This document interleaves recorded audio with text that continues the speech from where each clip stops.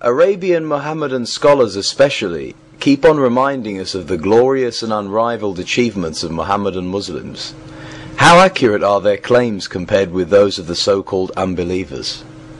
As we have amply and repeatedly demonstrated, that most of the claims of the followers of Muhammad regarding their lineage, their ancestry, their beliefs, their traditions, their conquests, and their achievements in general are based entirely on myths and lies that they concocted in the first place by rewriting history as most victors do, and then actually believe them to be true. As Hitler demonstrably proved that a lie, the bigger it is and the more it is repeated, becomes a truth. He, like his mentor Muhammad before him, knew exactly what to do with lies. I shall now make a resume of some of the revelations that we made in numerous earlier chapters of ours regarding the following facts. Muhammad in his Quran asserts, as we all know anyway, that the Arabs were mostly illiterate and had no knowledge of previous revelations. Most of the Arabs of the Hijaz especially, where Muhammad grew up, were nomadic or semi-nomadic, unlearned and simple people. We also know that no civilization can be produced by nomads, and there was none where Muhammad was born. The Muhammadan Arabs were hordes who conquered many of the greatest civilizations of the time. The Sassanid Persian Zoroastrians, the Byzantine Christians, the Coptic Christian Egyptians, the Hindu Indians, etc. For the first 100 years, the Umayyad Arabs were more interested in the acquisition of plunder through the conquest of peoples, slaughter, subjugation, booty, and enslavement. They had absolutely nothing of value to contribute to the colonized peoples on 3 continents, Asia, Africa, and Europe. The architecture of their mosques and the administration of the expanding empire were achieved by the architects, artists, and bureaucrats of the subject nations, whether they converted to Mohammedan Islam or remained Christians, Zoroastrians, Hindus, or of the faith of the Jews.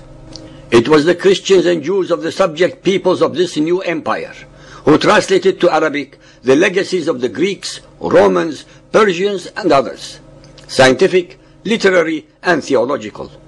It was upon these ancient and accumulated foundations of knowledge that the next stage of Mohammedan Islam took place under the Abbasids, who replaced the Umayyads everywhere except in Spain.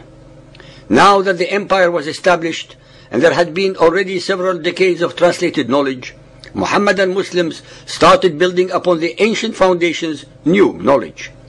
I would like to refresh your memories about the fact that the greatest number of these scientists and literati were from among the conquered civilized peoples and not from pure Arabs.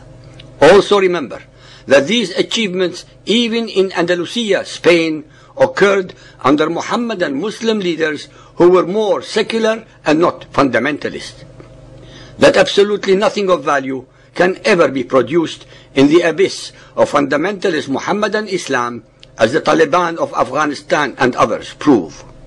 There is absolutely no doubt that under the Mohammedan Empire, great achievements were made in the sciences and literature, but all these were arrived at when there was tolerance among the subject peoples, whereby Mohammedans, Christians, Jews, and Zoroastrians could work together in relative freedom and bring about these results. I must repeat again and again and again a self-evident fact that nonetheless escapes the attention of most people, whether so-called believers or unbelievers, that the Quran prohibits the Mohammedans from questioning any and all of its rulings, and those of Muhammad's Sunnah, as they are allegedly the words of Allah, that no human agency can or should ever tamper with. Based upon these rules, very few followers of Muhammad dared do otherwise, and most of those who did were butchered, imprisoned, or exiled. Mohammedan Islam cannot allow investigation or inquiry because that would actually reveal the facts and truth about it, thus exposing its mendacities, abnormalities, irregularities, and its contradictions of the biblical originals.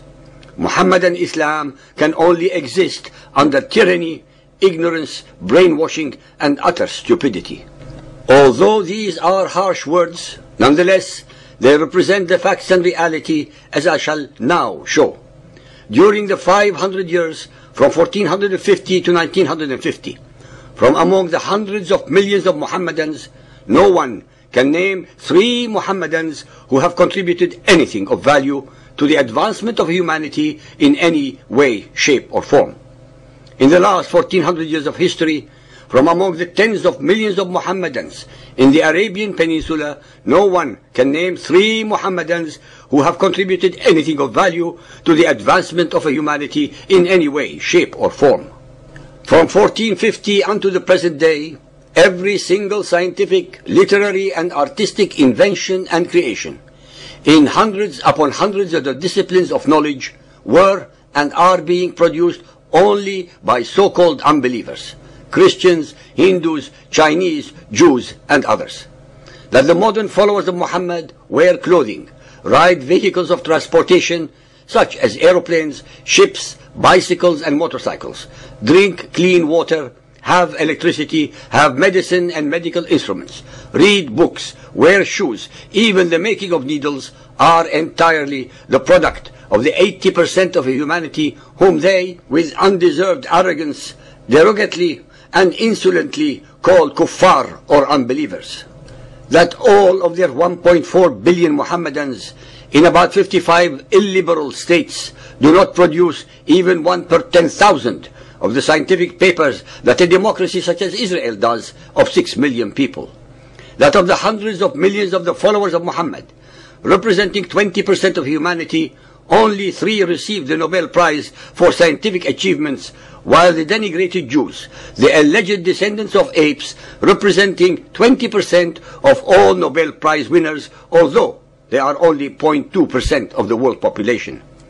I had to mention these statistics to show that the only logical and intelligent conclusions regarding such extreme anomalies in human achievements must reside in the fact that the followers of Muhammad as human beings are not born stupid and or ignorant, but that it is their cult belief system that indoctrinates them into being ignorant and unlearned. I sincerely hope that some of the followers of Muhammad who listen to these revelations and statistics will have second thoughts and start investigating, learning, comparing and contrasting the scriptures and literature of the so-called unbelievers, and may then change their mind about their cult belief system.